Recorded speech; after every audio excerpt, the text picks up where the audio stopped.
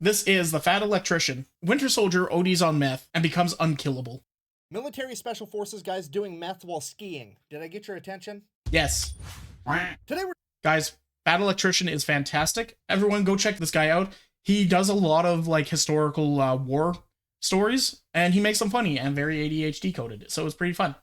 This guy was also part of the US military, so good stuff.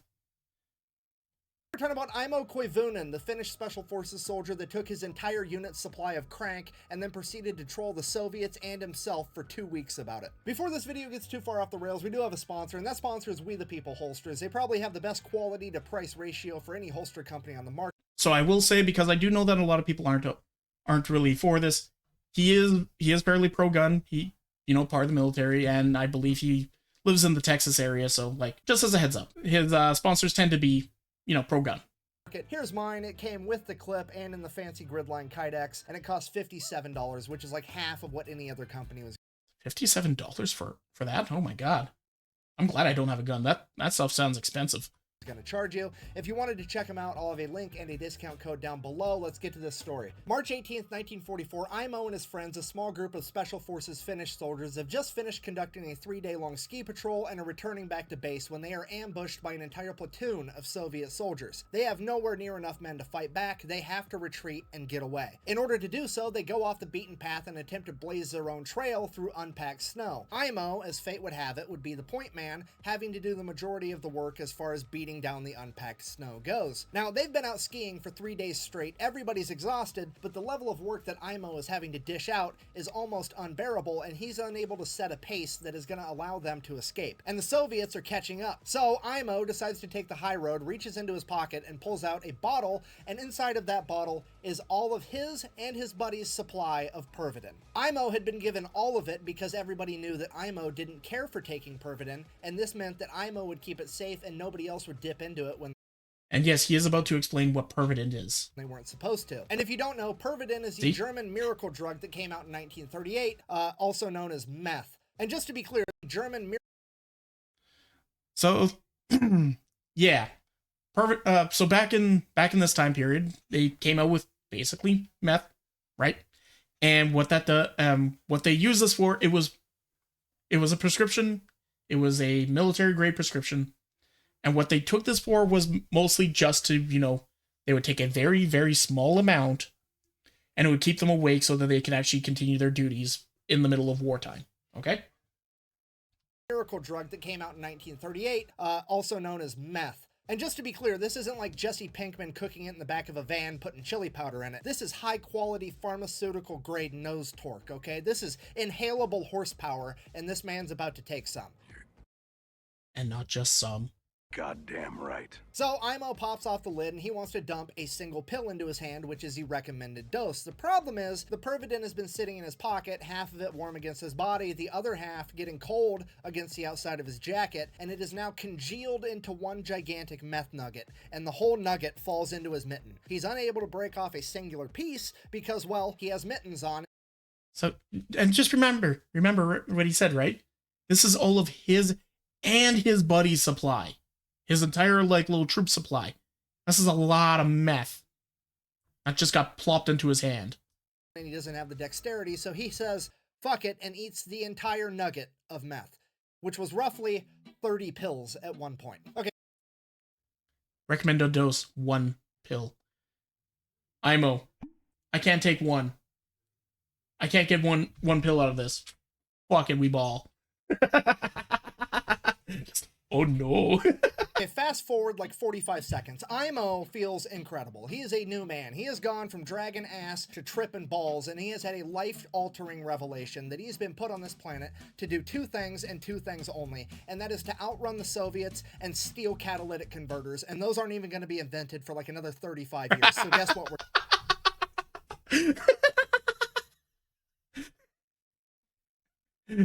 Outrun the Soviets and steal catalytic converters.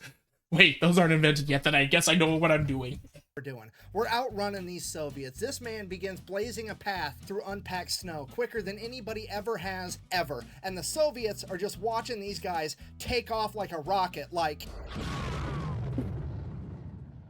They've gone to plaid. Over the They've gone to plaid. Spaceballs is a great movie.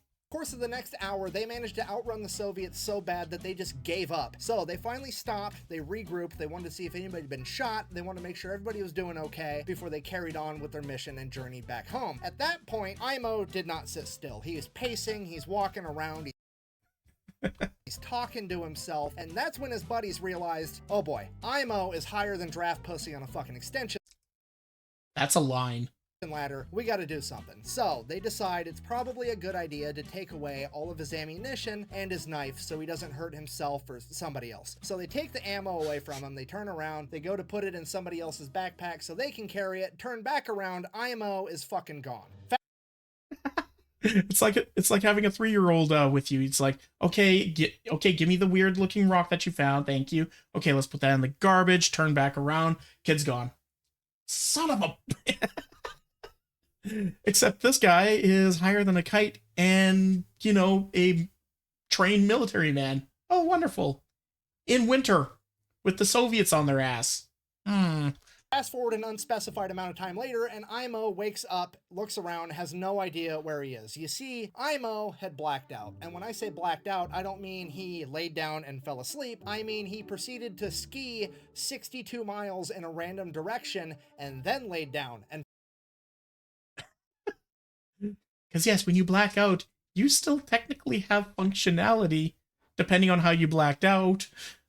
You're just going to fucking go. And his brain was in Blaze Trail mode. Gotta go. fell asleep. And he is now just waking up, realizing that he has no recollection of which direction he went or came from, and he has no idea where he is. At this point, a Soviet soldier hops out from behind a tree and begins shooting at Aimo. Oh shit. Aimo panics, gets to his feet, grabs his gun, lifts it, fires at the Soviet soldier, click, fuck. His friends had taken all of his ammunition. Took all his ammo and his weapons because he's a danger to himself and others right now.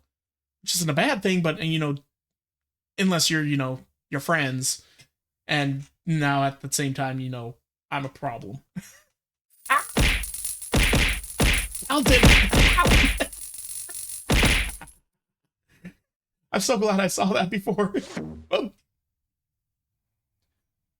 Hi, honey.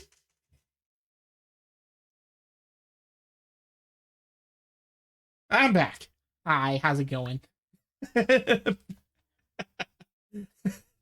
Before I pressed play on that and then got attacked. So he grabs his empty gun and throws it at the Soviet soldier. It hits him and he explodes into a pile of snow. Aimo, what the fuck? Looks up. Oh, it was just a tree branch covered in snow the whole time. He is now hallucinating. No. So, not really knowing what else to do, he straps his skis back on and proceeds to ski around looking for his friends or... So yeah, the dude that was shooting at him was a hallucinated tree, not actually a threat. Yay! Or anything, really. And after an hour or two, thank God, he sees his friend's camp off in the distance and they have a fire going. It's all gonna be okay. We're good. He's gonna be saved. So Aimo takes off. That tree has a gun! Okay. Distance and they have a fire going. It's all gonna be okay. Hey. We're good. He's gonna be saved. So Aimo takes off skiing. Hey, we're good, guys. We're good. We're good. What do you mean that we're not even halfway through the video? What do you mean we're only halfway through the video? He's good, right? This is where this entire story ends. He found his friends, right? Right? Towards the camp. He's skiing. Aimo skis right into the middle of the camp. Cool guy power slide. Yeah. Friends, did you miss me? He looks at his buddies. His buddies look at him. He looks at his buddies. Those aren't his buddies. Those are the Soviets. Shit. Time to go. Aimo takes off again. No, time to go. Gotta go faster. So Soviets attempt to chase him for a little bit, but I mean, the man is basically tweakers on ice right now. You've got... I love that line so much. Also, I'm sorry if you don't like me pausing so much. If you want to see the video in full, link is going to be in the description of the YouTube video, or it's at the top of the Twitch chat. You can enjoy it there. Alright. No chance at actually catching him. So, Aimo then proceeds to ski until he's tired, and then he lays down and goes to sleep just on the ground outside. He wakes up, it's dark out, he can't see anything, and he realizes, hey, I'm hungry. So, he gets a fire going, and then he walks around, grabbing some pine buds and leaves and whatever else he can find, sticking it in his canteen cup, grabs some snow, puts that in there, cooks it over the fire, and kind of mashes it all together in this... Pine buds and what? Cup, grabs some pine buds and leaves and whatever else he can find, sticking it in his canteen cup, grabs some snow, puts that in there, cooks it over the fire, and kind of mashes it all together in this like pine bud stew gruel type thing. He eats it. He thinks it's fucking delicious. One of the best meals he's ever had because, well, meth. Then he goes back to bed. Wakes back up, still full of energy, decides that he's gonna go look for his buddies more. He skis around, he skis and he skis all day long, and then he finds a cabin. He walks up to the cabin, grabs a doorknob. It's real. It's not a hallucination. So, next thing, he strips all the copper out of it. No, I'm just kidding. He uses this joke a couple times. I'm not 100% what it is. I'm assuming back in that time, it was very common for certain soldiers to go around and strip copper out of certain things to sell later to make, you know, a few extra bucks. I'm assuming. I don't know 100%. I'm not going to perpetuate any thoughts that I do know or anything like that. If anyone wants to, you know, clue me in, I'll take it. He opens the door because it's unlocked, because this is a tradition in this part of the world where there's, you know, people could freeze to death. You just leave the cabin unlocked in case somebody is in Aimo's situation. You don't want them to freeze to death. Oh, yeah, that's actually a good point. That's actually something that happens a lot in the northern towns in Canada as well. Like, where polar bears, for instance, are a common threat, it is actually illegal for you to lock your car door or lock your house in case of somebody being chased by a polar bear. They have somewhere to dive into really quick, or if they are, you know, freezing on the side of the road or something like that, they can jump into a car really quick and, you know, warm up. Obviously, it's kind of like extra frowned upon to, you know, be a dick about it and, you know, ruin that. Copper sells really, really well. Yeah, fair. Oh, give me 1 second. Death. So Aimo goes inside, he gets a fire going. Now, because of the meth, Aimo elects to light the fire in the middle of the cabin on the floor rather than in the fireplace. Remember, because of the meth. Because, you know, obviously. He then proceeds to go to bed, and all throughout the night, the fire keeps getting hotter and hotter, so he keeps like shimmying away from it and shimmying. The supply of copper didn't change, but it went down because they kept getting stolen scrap copper. So they tried to dissuade theft by lowering the value. Ah, makes sense. Away from it over and over again. And then finally his back hits a wall and he wakes up and realizes that the entire cabin is on fire. So he's like, shit. So he gets up, goes outside the cabin, puts his back against the wall of the outside of the cabin, and then goes back to sleep. Meth. So Aimo wakes Ah, damn, the entire house is on fire? Shit, I guess I'll just go outside and lean against the building. up again. It's dark out. He hears growling off in the distance as there's a pair of yellow eyes Oh, no. staring at him. He looks behind him, the cabin completely burnt to a crisp as these eyes keep getting closer and closer, and there's growling, and out of the shadows leaps Hugh Jackman. Wait, what? Fuck? So, sorry, Wolverine, not the Wolverine. Wolverine, still. I mean, it's better, but not a lot better, okay? This thing is 65 pounds of teeth, claws, fur, and... You know what? I would actually have a bad run-in with Hugh Jackman as Wolverine, because let's be perfectly honest, you can potentially reason with Wolverine. You can't reason with a Wolverine. Bad attitude. And this thing will absolutely kill Aimo if Aimo lets it. Aimo is now in a fight for his life, so he pulls out his knife and begins fighting a fucking Wolverine while tripping out on meth. He is kicking and punching and stabbing this Wolverine, and he finally gets on top of the Wolverine as he straddles it and plunges his knife into the Wolverine's chest as the life from the Wolverine leaves its body and it falls limp to the ground. At that point, Aimo remembers, wait a minute, my friends took my knife. Hey, wait a minute. Wolverines and honey badgers are two things I never want to be anywhere near. He sounded like he's narrating a D&D campaign. A little bit, actually. To the ground. At that point, Aimo remembers, wait a minute, my friends took my knife. He looks at his knife. That's not his knife. That's his compass, and now it's broke. Shit. I mean, also kind of cool, though, because he just killed a Wolverine with a... That is actually pretty cool. Killing a Wolverine with a goddamn compass and not dying yourself? Damn, that's impressive. Compass. He looks down at the dead Wolverine. He's sitting on top of a log. He had hallucinated the entire thing again. Meth. Killing a compass with a Wolverine? No, more like killing a log with a compass.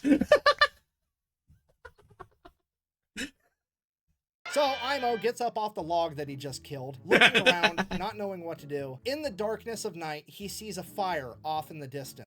In the dark of the night, you will find her, find her. So he straps on his skis and starts making his way towards that fire. And he's skiing, and he's skiing, and he's skiing all night long. And he's going, and he's going, and this fucking fire is not getting any closer. It's almost like it's running from him, and he keeps going towards it and towards it longer and longer. And finally, dawn breaks, and Aimo realizes that he's been chasing the North Star, thinking it was a fire for like the last 8 hours.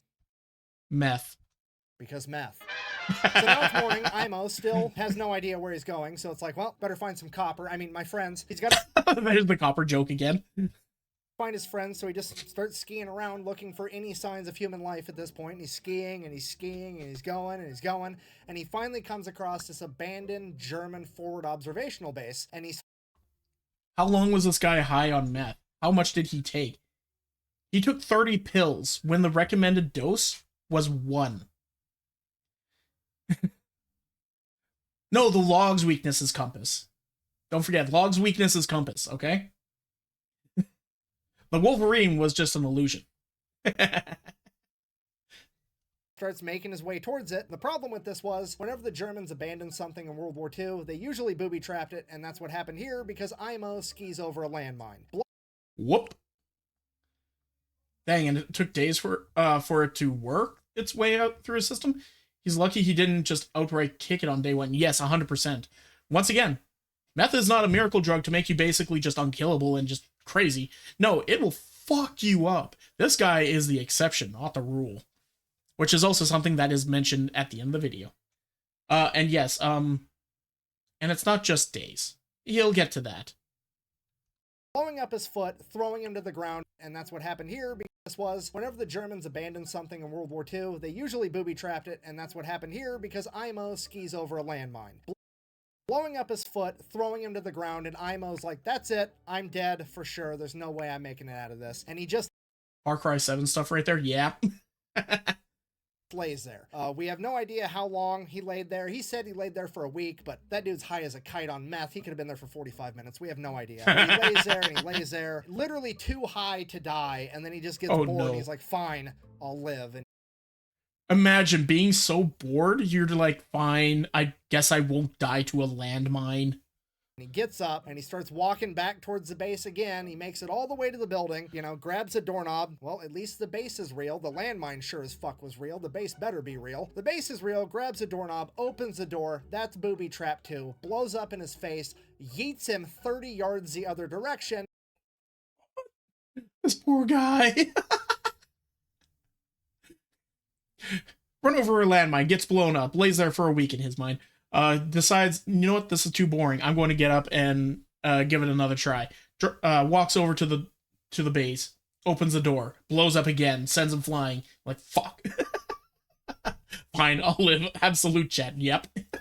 As he lands flat on his back with the door on top of him, and he's like, okay, now, for sure, I'm gonna die. There's no way I'm making it out of this. I'm done. And he just lays there. He completely gives up and he just waits for death to come get him. And he's laying there, and 1 day passes, and 2 days pass, and 3 and 4 and 5 and 6, 7 days pass, and he's still just laying there like, this is taking forever. And then finally, some apparently 2 weeks so far. Finnish soldiers come up and are like, hey, do you want some help? And he's like, holy shit, yeah, that'd be great. So the Finnish guys start making their way over to him, and then one of them steps on a fucking landmine, and then the other 2 Finnish soldiers are like, and there's the third mine. well, we can only save one of you, and we're going to save the guy that we came with.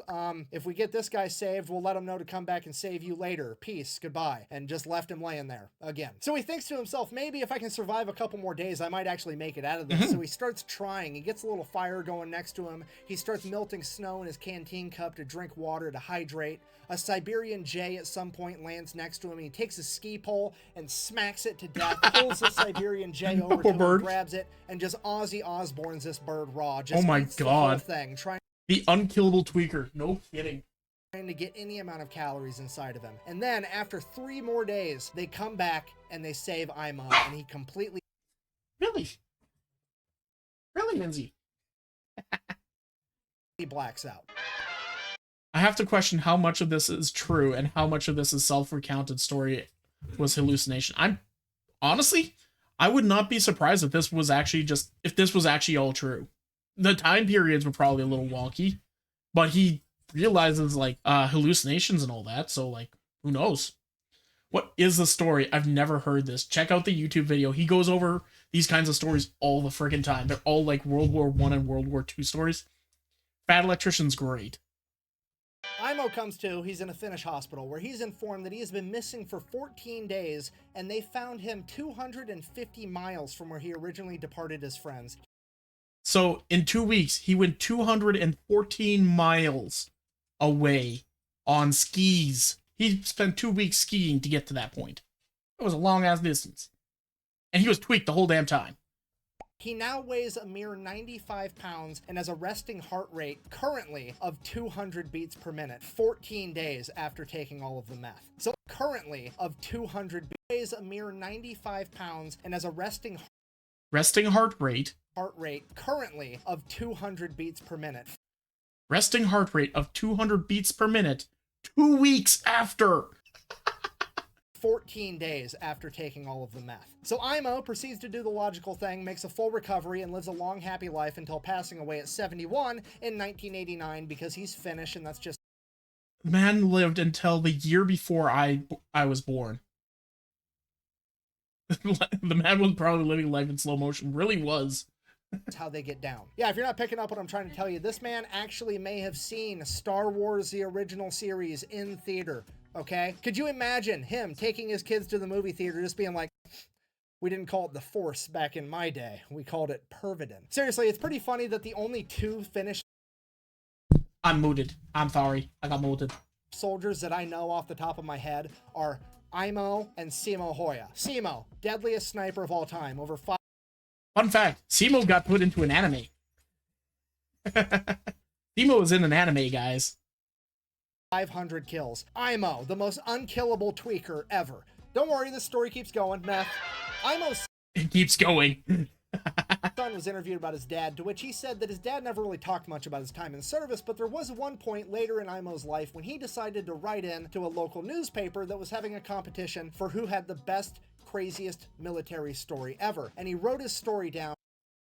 This is wild. This part is wild to me. So, once again, he wrote his story down and sent it in for a competition to see who has the craziest war story.